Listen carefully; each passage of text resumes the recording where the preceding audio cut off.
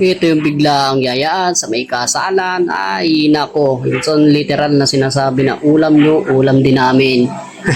Maraming salamat nga po pala doon sa may bagong kasal dyan at congratulations po ma'am sir at syempre lagi po tayong mag-iingat pero bago ang lahat guys bigyan natin ng magandang introhan yan.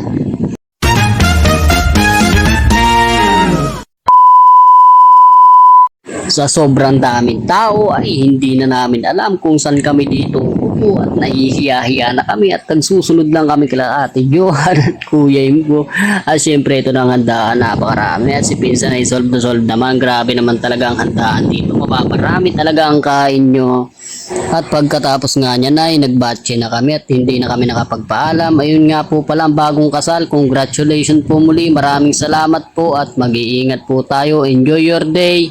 And God bless po. Biyahe na kami pauwi guys. Hanggang sa muli. Yes sir.